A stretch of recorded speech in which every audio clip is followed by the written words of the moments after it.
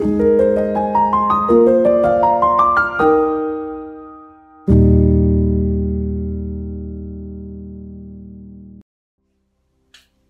Bapak Ibu, bagaimana kabar Anda hari ini?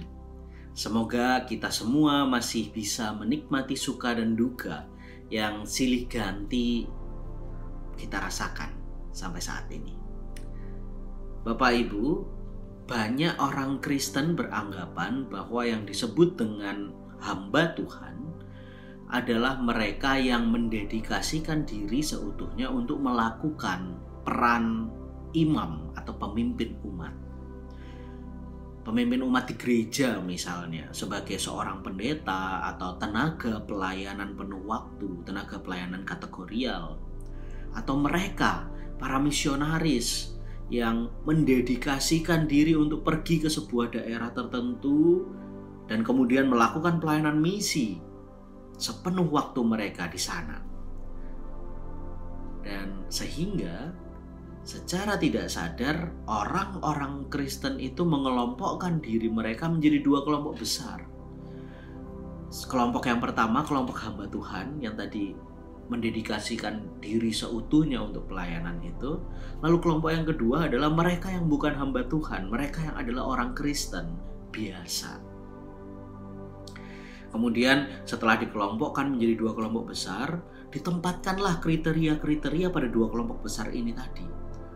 Tidak hanya kriteria, kita pun kemudian tanpa sadar meletakkan standar iman yang berbeda bagi kita dan orang lain yang ada di dalam dua kelompok besar itu. Misalnya bagi kelompok yang pertama, kelompok hamba Tuhan, mereka itu harus jadi panutan di dalam iman. Mereka harus taat bersaat teduh, rajin berdoa, rajin baca Alkitab, nggak boleh absen hadir di gereja pada momen apapun. Mereka harus mengutamakan pelayanan ketimbang kepentingan diri sendiri. Mereka harus benar-benar terlepas dari dosa.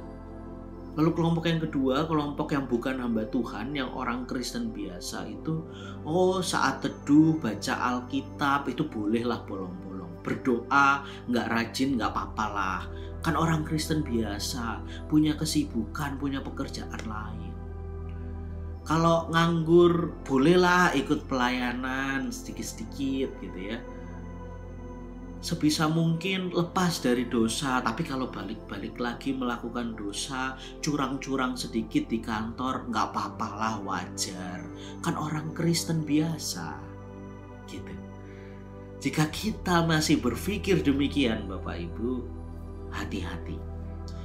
Karena jangan-jangan saat ini kita sedang tenggelam pada kesalahpahaman akan arti seorang hamba Tuhan.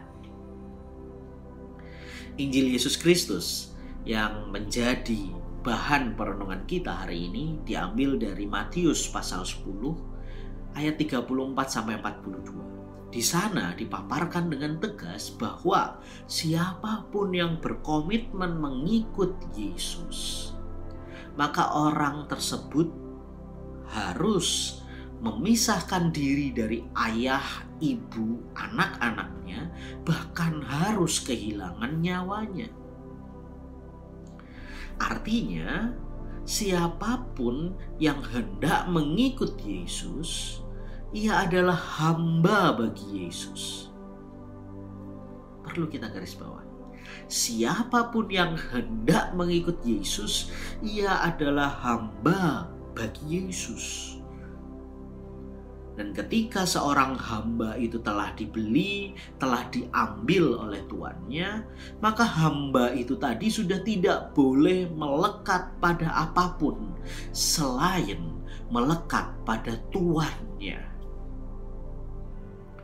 Anda yang adalah pendeta, penginjil, misionaris, Anda adalah hamba Tuhan.